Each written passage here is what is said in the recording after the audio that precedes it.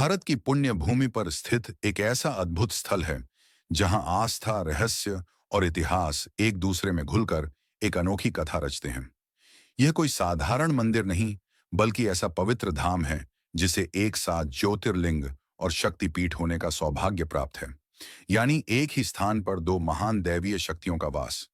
लेकिन जो तथ्य इस मंदिर को और भी रहस्यमय बनाता है वह यह है कि इसका निर्माण श्मशान क्षेत्र में माना जाता है, जहां आमतौर पर जीवन की यात्रा समाप्त होती है, वहीं से आध्यात्मिक चेतना का मार्ग शुरू होता है।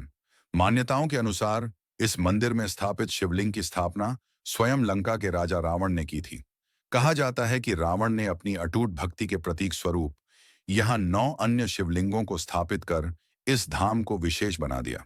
इसी कारण यह स्थल केवल पूजा पाठ तक सीमित नहीं रह जाता, बल्कि इतिहास, तंत्र, आस्था और रहस्य का संगम बन जाता है। इस पवित्र स्थान के बारे में यह भी कहा जाता है कि यहाँ घटित होने वाली कुछ घटनाएं आज भी वैज्ञानिकों और शोधकर्ताओं के लिए पहेली बनी हुई हैं। भक्तों की माने तो यह मंदिर अनेक ऐसे चमत्कारों से जुड़ा है जिन्हें शब्दों में समझा पाना आसान नहीं।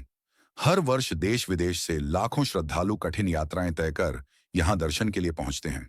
पर प्रश्न यही उठता है कि आखिर इस मंदिर में ऐसा क्या है जो इसे बाकी सभी तीर्थ स्थलों से अलग और विशेष बनाता है। कौन सा रहस्य है जो इसे केवल एक धार्मिक स्थल नहीं, बल्कि अदृश्य शक्तियों का प्रतीक बना देता है। अगर आप भी इस दिव्य धाम से जुड़ी उन रहस्यमयी कथाओं और अद्भुत घटनाओं से अनजान हैं, तो इस वीडियो को अंत तक अवश्य देखें, क्योंकि आगे आने वाली जानकारी आपको हैरान कर सकती है। नमस्कार मित्रों, आज हम आपको एक ऐसे रहस्यमय मंदिर की यात्रा पर ले चलेंगे जिसके बारे में जानकर आप भी आश्चर्यचकित रह जाएंगे। इस स्थान से जुड़ी अनसुनी कहानियां, पौराणिक मान्यताएं और ऐतिहासिक तथ्य आपके सामने प्रस्तुत किए जाएंगे, आपके अपने YouTube चैनल इतिहास का रहस्य पर। आगे बढ़ने से पहले आपसे एक छोटा सा अनुरोध है। इस डॉक्यूमेंट्री को तैयार करने में हमारी टीम ने गहन अध्ययन और कड़ी मेहनत की है, इसलिए वीडियो को लाइक जरूर करें, कमेंट बॉक्स में हर हर महादेव लिखें और चैनल को सब्सक्राइब करना न भूलें, ताकि भविष्य में आने वाली ऐसी ही रोचक और रहस्यमयी कहानियां आप तक पहुंचती रहें।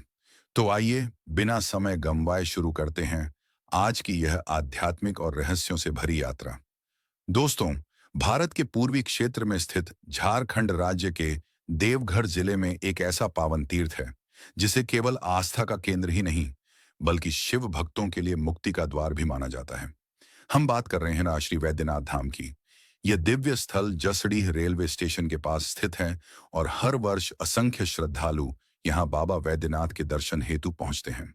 द्वादश ज्योतिर्लिंगों की पावन परंपरा में जिस शिवलिंग को 9वां स्थान प्राप्त है, उसके केवल दर्शन मात्र की कामना लेकर लाखों श्रद्धालु देवघर पहुंचते हैं। किंतु वैद्यनाथ धाम केवल एक धार्मिक स्थल नहीं, बल्कि आस्था, चमत्कार और करुणा का ऐसा केंद्र है जिसकी गूंज युगों से चली आ रही है। मान्यता है कि यहाँ भगवान शिव स्वयं वैद्य अर्थात दिव्य चिकित्सक के रूप में विराजमान हैं, जो अपने भक्तों के तन, मन और आत्मा के समस्त कष्टों को हर लेते हैं। देवघर नाम अपने आप में इस स्थान की महिमा को प्रकट करता है। इसका अर्थ है देवताओं का निवास। यह नाम किसी संयोग का परिणाम नहीं, बल्कि इस क्षेत्र के आध्यात्मिक वैभव और दिव्यता का सजीव प्रमाण है।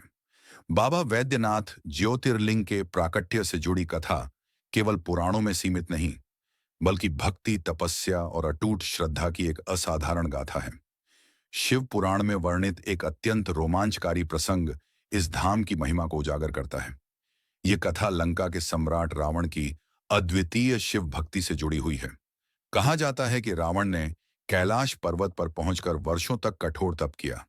जब लंबे समय तक भगवान शिव ने उसे दर्शन नहीं दिए, तब उसने अपनी भक्ति की चरम सीमा पार कर दी। रावण ने एक एक करके अपने सिर शिवलिंग पर अर्पित करने शुरू कर दिए। जब 9 मस्तक अर्पित हो चुके थे और वह 10वां सिर काटने को तत्पर हुआ, तभी उसकी भक्ति से प्रसन्न होकर भगवान शिव प्रकट हुए। उन्होंने रावण के सभी सिर पुनः स्थापित कर दिए और उसे वर मांगने को कहा। रावण ने विनम्रतापूर्वक निवेदन किया कि भगवान शिव स्वयं उसके साथ लंका चलें और वहीं स्थायी रूप से वास करें। साथ ही उसने यह भी इच्छा प्रकट की कि संसार उसे शिव का परम उपासक माने। भगवान शिव ने उसकी प्रार्थना स्वीकार की, किंतु एक शर्त रखी। उन्होंने कहा कि वे ज्योतिर्लिंग के रूप में उसके साथ चलेंगे, परंतु यदि मार्ग में शिवलिंग को धरती पर रखा गया तो वह वहीं स्थिर हो जाएगा। रावण ने यह शर्त स्वीकार कर ली और आकाश मार्ग से शिवलिंग को लेकर लंका की ओर प्रस्थान किया। लेकिन देवताओं को यह स्वीकार नहीं था कि शिव का दिव्य स्वरूप रावण की नगरी में स्थापित हो। तब देवताओं ने वरुण देव की सहायता ली। वरुण देव ने रावण के शरीर में प्रवेश कर उसे असहनीय मूत्र वेग से ग्रस्त कर दिया। विवश होकर रावण को पृथ्वी पर उतरना पड़ा। वहीं उसे एक ग्वाल बालक दिखाई दिया जो वास्तव में भगवान विष्णु थे। रावण ने उनसे निवेदन किया कि वे कुछ समय के लिए शिवलिंग को थाम लें। जैसे ही रावण वहां से गया, भगवान विष्णु ने योजना के अनुसार शिवलिंग को भूमि पर रख दिया। उसी क्षण वह ज्योतिर्लिंग वहीं स्थायी रूप से प्रतिष्ठित हो गया। जब रावण लौटकर आया और शिवलिंग को उठाने का प्रयास किया तो उसे झांत हुआ कि वह भूमि में गहराई तक समा चुका है। रावण ने पूरी शक्ति लगाई किंतु असफल रहा। क्रोध और हताशा में उसने अपने अंगूठे से शिवलिंग को दबा दिया। इसी कारण आज भी बाबा वैद्यनाथ का शिवलिंग लगभग 11 अंगुल ऊंचा और कुछ उठा हुआ दिखाई देता है। पौराणिक मान्यताओं के अनुसार जिस स्थान पर रावण ने मूत्र त्याग किया था, वहां एक विशाल जलाशय का निर्माण हुआ, जिसे आज रावण तालाब के नाम से जाना जाता है। यह तालाब वैद्यनाथ धाम के समीप स्थित है। इसके पश्चात रावण ने विभिन्न तीर्थों की पवित्र मिट्टी और नदियों के जल को एकत्र कर एक सरोवर बनाया, जिसे आज शिवगंगा सरोवर कहा जाता है। उसी जल से उसने शिवलिंग का अभिषेक कर भगवान शिव को नमन किया। यही कारण है कि बाबा वैद्यनाथ धाम केवल एक मंदिर नहीं, बल्कि भक्ति, तपस्या और दिव्य करुणा का जीवंत प्रतीक माना जाता है। रावण की कठोर तपस्या, देवताओं की सूझबूझ और भगवान शिव की दिव्य इच्छा के सम्मिलन से यह पावन स्थल एक महान ज्योतिर्लिंग के रूप में प्रतिष्ठित हुआ, जिसे आज समूचा संसार बाबा बैद्यनाथ धाम के नाम से जानता है। यह धाम केवल अपने ज्योतिर्लिंग या आध्यात्मिक कंपन के कारण ही नहीं, बल्कि यहां से जुड़े रहस्यमय संकेतों और लोक विश्वासों के कारण भी अत्यंत विशेष माना जाता है, जो इसकी अलौकिकता को और अधिक गहराई प्रदान करते हैं। कहा जाता है कि जब रावण शिवलिंग को लंका ले जाने में असफल रहा और क्रोधवश उसने अपने अंगूठे से शिवलिंग को दबाया, तो उसका दबाव इतना तीव्र था कि उस स्पर्श का चिन्ह आज भी शिवलिंग पर देखा जा सकता है। मान्यता है कि यह निशान समय के साथ धुंधला नहीं पड़ा, बल्कि युगों से भक्तों की आस्था का जीवंत प्रमाण बनकर आज भी विद्यमान है। लेकिन इस कथा के साथ एक और रहस्य भी जुड़ा हुआ है। लोक कथाओं के अनुसार देवघर से लौटते समय रावण एक अत्यंत दुर्लभ रत्न, जिसे चंद्रकांत मणि कहा जाता है, को वहीं छोड़ गया था। यह वही मणि थी जिसे उसने अपने सौतेले भाई कुबेर से बलपूर्वक प्राप्त किया था। ऐसा माना जाता है कि यह कोई साधारण रत्न नहीं, बल्कि ऐसा दिव्य पत्थर है जो चंद्रमा की किरणों के संपर्क में आते ही जल की बूंदें छोड़ने लगता है। श्रद्धालुओं का विश्वास है कि इन बूंदों में औषधीय गुण होते हैं और ये कई रोगों से मुक्ति दिलाने में सहायक होती हैं। कई वर्ष पूर्व मंदिर क्षेत्र में की गई खुदाई के दौरान एक चंद्रकांत मणि के मिलने की चर्चा सामने आई थी। किंवदंतियों के अनुसार वैद्यनाथ धाम में ऐसी दो मणियां थीं। पहली मणि तो खोज ली गई, किंतु दूसरी मणि की तलाश को कुछ रहस्यमय कारणों से बीच में ही रोक दिया गया। मंदिर से जुड़े विद्वानों और जानकारों का मानना है कि यदि दूसरी मणि को बिना उचित विधि विधान और अनुमति के छेड़ा गया तो इससे अनिष्ट घटनाएं घट सकती हैं। यही कारण है कि आज भी यह प्रश्न अनुत्तरित है कि वह दूसरी चंद्रकांत मणि आखिर कहां छिपी है और क्या भविष्य में उसका प्रकट होना संभव होगा। दोस्तों, भारतवर्ष में शिव के असंख्य मंदिर हैं, लेकिन झारखंड में स्थित बाबा वैद्यनाथ धाम का स्थान सबसे अलग और विशिष्ट माना जाता है। इस मंदिर की महत्ता केवल इसके ज्योतिर्लिंग या शक्तिपीठ होने तक सीमित नहीं है, बल्कि इसके निर्माण और स्थापत्य में छिपे रहस्यों के कारण भी यह अन्य शिवालयों से भिन्न पहचान रखता है। देवघर मंदिर परिसर में भगवान शिव और माता पार्वती के 3 प्रमुख मंदिर स्थित हैं, जिन्हें पत्थर या दीवारों से नहीं, बल्कि रेशमी रस्सियों के माध्यम से आपस में जोड़ा गया है। यह जुड़ाव केवल भौतिक नहीं, बल्कि आध्यात्मिक दृष्टि से भी शिव और शक्ति के अटूट संबंध का प्रतीक माना जाता है। इस धाम की सबसे अनोखी विशेषता इसके शिखर पर स्थापित पंचशूल है। जहां देश के अधिकांश शिव मंदिरों में त्रिशूल देखने को मिलता है, वहीं बाबा वैद्यनाथ धाम के गर्भगृह के ऊपर 5 शूलों का समूह स्थापित है, जिसे पंचशूल कहा जाता है। यह दृश्य अत्यंत दुर्लभ है और मान्यता है कि इसके दर्शन मात्र से ही श्रद्धालुओं को दिव्य ऊर्जा की अनुभूति होती है। हर वर्ष महाशिवरात्रि से ठीक 2 दिन पहले इस पंचशूल को विधि पूर्वक नीचे उतारा जाता है और विशेष पूजा अर्चना व अनुष्ठान किए जाते हैं। इसके बाद शिवरात्रि से एक दिन पूर्व इसे पुनः मंदिर के शिखर पर स्थापित किया जाता है। यह परंपरा केवल एक धार्मिक रस्म नहीं, बल्कि इसे शक्तियों के जागरण और संरक्षण का प्रतीक भी माना जाता है। पौराणिक कथाओं के अनुसार यह पंचशूल सवा मन शुद्ध सोने से निर्मित है, जबकि माता पार्वती के मंदिर के ऊपर स्थित पंचशूल सवा मन चांदी का बताया जाता है। कहा जाता है कि त्रेता युग में रावण की लंका के मुख्य द्वार पर भी इसी प्रकार का पंचशूल लगा हुआ था, जिसे केवल रावण ही पार कर सकता था। इसी विश्वास के आधार पर माना जाता है कि देवघर का पंचशूल एक दिव्य सुरक्षा कवच है, जो मंदिर को नकारात्मक शक्तियों और प्राकृतिक आपदाओं से सुरक्षित रखता है। यही कारण है कि बाबा वैद्यनाथ धाम केवल एक तीर्थ स्थल नहीं, बल्कि आस्था, रहस्य और दिव्यता का अद्भुत संगम माना जाता है। स्थानीय भक्तों की आस्था है कि यह पंचशूल मात्र कोई धातु से निर्मित संरचना नहीं, बल्कि एक रहस्यमय शक्ति का प्रवाह केंद्र है। उनका विश्वास है कि इसी अदृश्य ऊर्जा ने इस पावन धाम को सदियों से हर आपदा से सुरक्षित रखा है। चाहे मूसलाधार वर्षा हो, प्रचंड तूफान हो या धरती को हिला देने वाले भूकंप, इस स्थान की पवित्रता और प्रभाव कभी क्षीण नहीं हुआ। श्रद्धा, प्राचीन निर्माण कला और सूक्ष्म ऊर्जा, इन तीनों का अद्भुत मेल इस पंचशूल में दिखाई देता है। यह केवल लोहे या धातु का शूल है या फिर किसी दिव्य चेतना का साकार रूप, इसका उत्तर शायद आधुनिक विज्ञान के पास भी नहीं है। लेकिन भक्ति और विश्वास की दृष्टि से देखा जाए तो यह पंचशूल बाबा बैद्यनाथ धाम की आत्मा के समान माना जाता है। अविनाशी, अजर और अजेय। भारत की पुण्य भूमि पर अनेक ऐसे मंदिर हैं जिनसे चमत्कारों की कथाएं जुड़ी हुई हैं, परंतु झारखंड के देवघर में स्थित बाबा वैद्यनाथ धाम अपनी विशिष्टता के कारण सबसे अलग स्थान रखता है। बहुत कम लोग जानते हैं कि यह मंदिर उस क्षेत्र में स्थित है जिसे प्राचीन काल में श्मशान भूमि माना जाता था। आज जिस स्थान पर असंख्य श्रद्धालु जय बाबा बैद्यनाथ के जयकारे लगाते हैं, वही भूमि कभी मृत्यु और तंत्र साधना से जुड़ी मानी जाती थी। ऐसे में यह प्रश्न स्वाभाविक है कि आखिर शिवलिंग की स्थापना किसी श्मशान क्षेत्र में ही क्यों हुई। इस रहस्य के पीछे एक अत्यंत प्राचीन, रहस्यमय और दिव्य कथा छिपी हुई है, जिसका उल्लेख शिव पुराण और पद्म पुराण जैसे महाग्रंथों में मिलता है। पौराणिक कथाओं के अनुसार भगवान विष्णु ने रावण से एक विशेष योजना के माध्यम से शिवलिंग को प्राप्त किया और उसे वर्तमान वैद्यनाथ धाम में स्थापित कराया।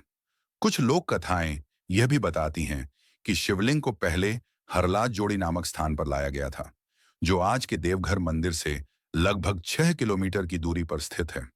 किंतु प्रश्न यह उठता है कि उस स्थान पर शिवलिंग की स्थापना क्यों नहीं की गई। इसके पीछे भी एक अलौकिक और रोचक कथा जुड़ी हुई है, जो इस धाम की रहस्यमय महिमा को और अधिक गहरा करती है।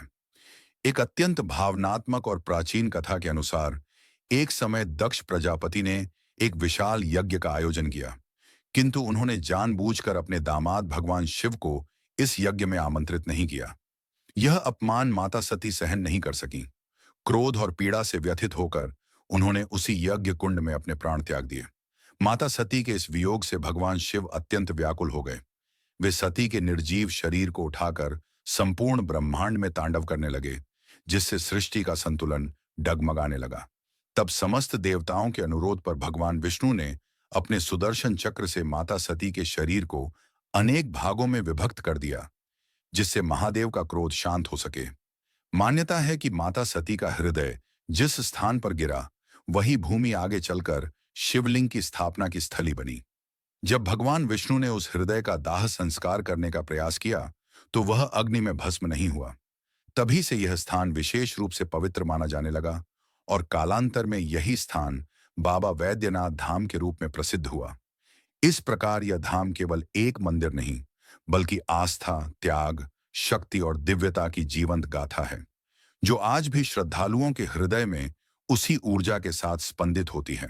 एक दिव्य उद्घोषणा हुई कि माता सती का हृदय तब तक पूर्ण नहीं हो सकता जब तक उसमें भगवान शिव का वास न हो। इसी दिव्य संकेत के बाद भगवान विष्णु ने उस पावन भूमि पर एक अलौकिक शिवलिंग की स्थापना की। कालांतर में यही स्थान रावणेश्वर हृदयपीठ कहलाया और आगे चलकर वैद्यनाथ धाम के नाम से प्रसिद्ध हुआ। यह स्थान अद्वितीय इसलिए है क्योंकि यह केवल 12 ज्योतिर्लिंगों में से एक ही नहीं, बल्कि एक शक्तिपीठ भी माना जाता है। अब आइए जानते हैं उस आस्था यात्रा की उत्पत्ति के बारे में, जिसे आज हम कांवड़ यात्रा के नाम से जानते हैं। जैसे ही सावन मास का आगमन होता है, संपूर्ण भारत शिवमय हो उठता है।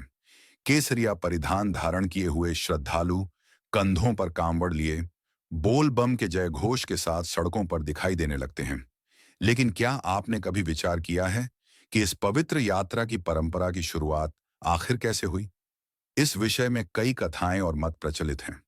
कुछ धार्मिक ग्रंथों और विद्वानों के अनुसार जब समुद्र मंथन के दौरान भगवान शिव ने कालकूट विष का पान किया था, तब उनके शरीर में असहनीय ताप उत्पन्न हो गया।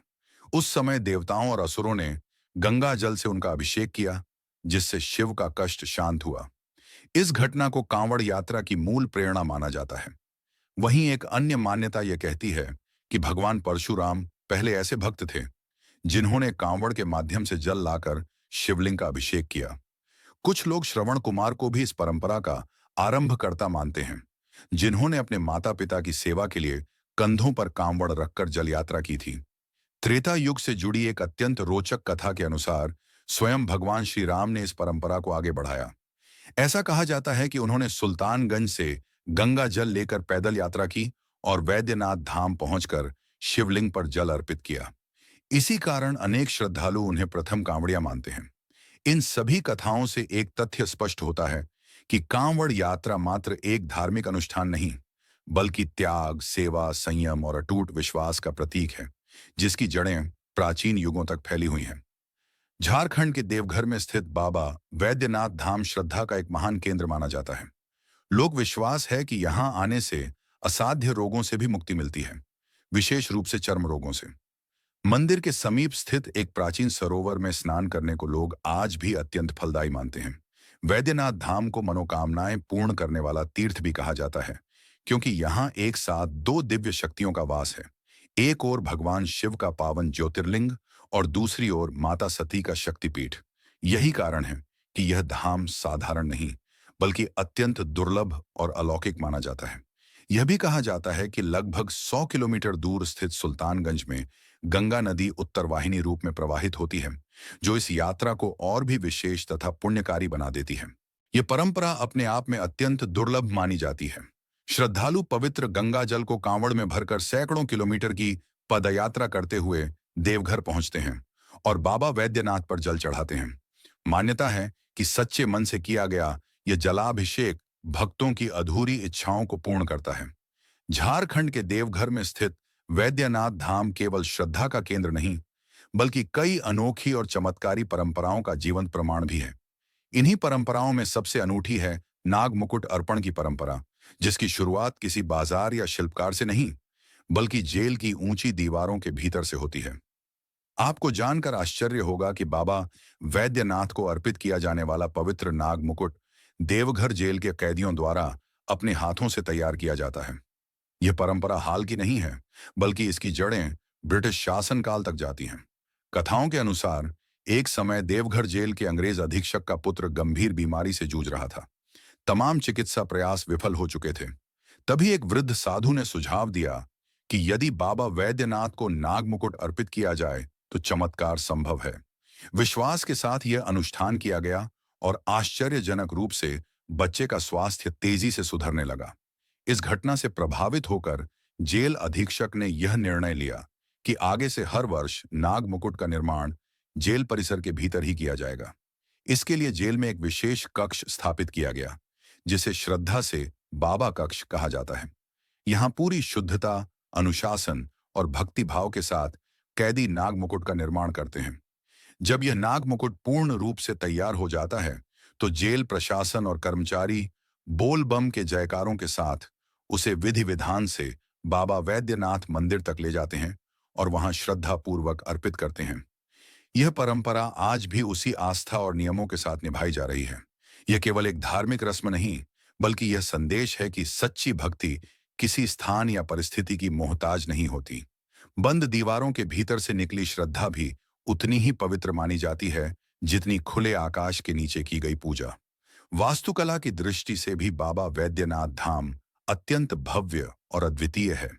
इस मंदिर का निर्माण पगोड़ा शैली में किया गया है, जहां पत्थरों पर उकेरी गई सूक्ष्म कलाकारी इसकी सुंदरता को और भी निखार देती है। पूरे मंदिर परिसर में कुल 22 छोटे बड़े मंदिर स्थित हैं। इनमें प्रमुख रूप से बाबा वैद्यनाथ का ज्योतिर्लिंग मंदिर और मां पार्वती का शक्तिपीठ शामिल है। इन दोनों पवित्र मंदिरों को एक लाल धागे से जोड़ा गया है, जो शिव और शक्ति के अटूट और दिव्य संबंध का प्रतीक माना जाता है। इसके अतिरिक्त परिसर में भगवान गणेश, माता अन्नपूर्णा, भगवान ब्रह्मा, काल भैरव, मां काली तथा लक्ष्मी नारायण सहित अनेक देवी देवताओं के मंदिर मौजूद हैं, जो इस धाम को एक संपूर्ण तीर्थ स्थल का स्वरूप प्रदान करते हैं। विशाल पत्थरों से निर्मित यह पावन परिसर न केवल ऐतिहासिक महत्व रखता है, बल्कि यहाँ की आध्यात्मिक ऊर्जा और शांति हर श्रद्धालु के मन को गहराई से स्पर्श करती है। दोस्तों, यदि आपको यह कथा रोचक और ज्ञानवर्धक लगी हो, तो वीडियो को लाइक जरूर करें और कमेंट में जय भोलेनाथ लिखना न भूलें। इस वीडियो को अपने मित्रों और परिवार के साथ साझा करें, ताकि वे भी बाबा वैद्यनाथ धाम की इस अद्भुत परंपरा से परिचित हो सकें। ऐसी ही रहस्यमयी कहानियों, ऐतिहासिक तथ्यों और आध्यात्मिक कथाओं के लिए हमारे YouTube चैनल इतिहास का रहस्य को सब्सक्राइब जरूर करें। फिर मुलाकात होगी एक और दिलचस्प विषय के साथ। तब तक के लिए धन्यवाद।